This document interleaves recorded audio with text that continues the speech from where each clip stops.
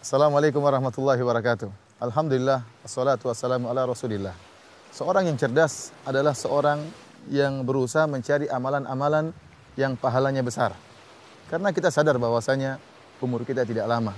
Kemampuan kita beramal pun tidak selamanya kuat. Oleh karenanya, para sahabat dahulu selalu bertanya kepada Nabi SAW, ayul amali afdal? Amalan mana yang paling afdal ya Rasulullah? Di antara amalan yang afdal yang hendaknya kita lakukan adalah berakhlak yang mulia.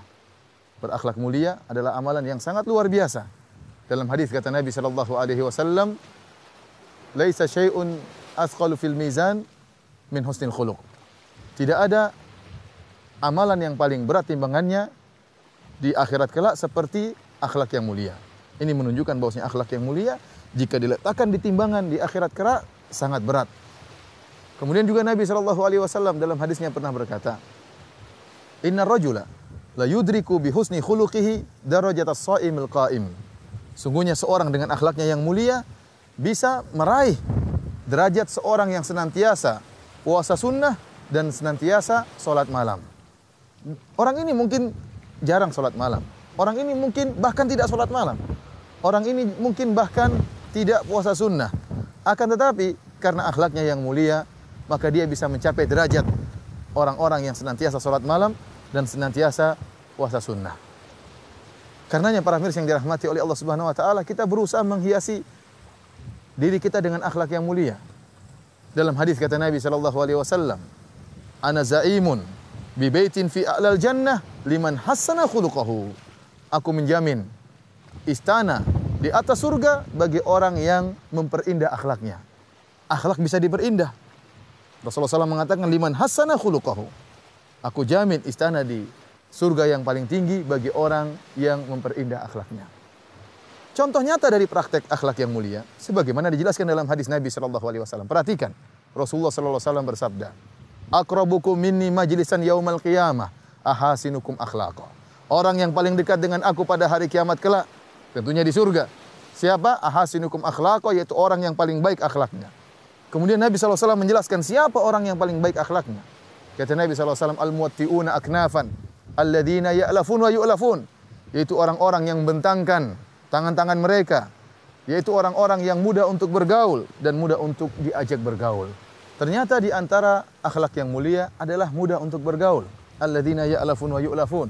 Mudah untuk bergaul dan mudah untuk diajak bergaul. Dalam hadis kata Rasulullah SAW, "La khaira fi man la ya'laf wa la yu'laf." Tidak ada kebaikan bagi orang yang tidak bisa bergaul dan tidak bisa diajak bergaul. Lantas bagaimana kita bisa mudah bergaul? Tentunya jika kita murah senyum, jika kita ramah tamah, tidak sombong, tidak angkuh, menghargai orang lain. Ya.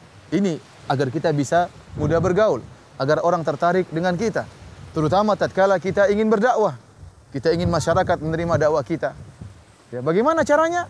Agar mereka mau bergaul dengan kita, agar kita mudah bergaul dengan mereka.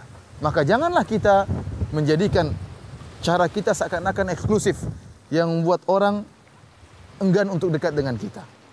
Maka nasihat saya kepada para ikhwan sekalian, bagi Anda yang berpenampilan islami dengan jenggot yang panjang, jadilah Anda lebih manis dengan jenggot Anda. Jadilah Anda lebih manis dengan jenggot Anda. Murah senyum. Orang semakin tertarik tatkala melihat Anda manis dengan jenggot Anda. Bukan sebaliknya, semakin sangar, semakin dijauhi orang, semakin ditakuti oleh orang. Ini cara yang keliru. Demikian juga ukhtil muslimah, saudariku. Tatkala Anda memakai jilbab, tatkala Anda memakai cadar, jadilah anti sebagai seorang wanita yang ramah. Jika melewati orang lain maka tegur. Jika melewati ibu-ibu yang tidak berjilbab, maka salami. Tegurlah dia, tunjukkan bahwasanya wanita yang berjilbab, wanita yang bercadar adalah seorang wanita yang rahmat, seorang wanita yang mudah untuk beramah tamah dengan orang lain. Bukan menjadi penampilan seorang wanita yang eksklusif yang jika melewati orang lain dicuekin, tidak ditegur, sehingga terkesan seakan-akan merendahkan, seakan-akan menghinakan. Dan saya ingatkan hati-hati, jangan sampai seorang menjadi sebaliknya. Sebaliknya itu orang yang paling hina di hadapan Allah pada hari kiamat kelak. Siapakah orang tersebut? Orang tersebut adalah orang yang dijauhi oleh masyarakat. Tidak ingin didekati oleh masyarakat. Kenapa? Karena lisannya yang kotor. Tidak menghargai orang lain. Suka menghina orang lain. Kata Nabi SAW, "Inna syarran nasi manzilatan yaumal qiyamah Man tarakahun nas ittiqa'a fuhsyih. Sungguhnya orang yang paling buruk kedudukannya pada hari kiamat kelak adalah orang yang ditinggalkan oleh manusia, ditinggalkan oleh masyarakat, ittiqa'a fuhsyih, karena mereka tidak ingin disakiti oleh lisannya yang kotor. Dalam riwayat yang lain, ittiqa'a syarrih, karena manusia ingin menjauh dari keburukannya. Karenanya manislah Anda dengan jenggot Anda, dan indahlah anti dengan jilbab anti dan cadar anti di hadapan masyarakat. Walhamdulillahirabbil alamin.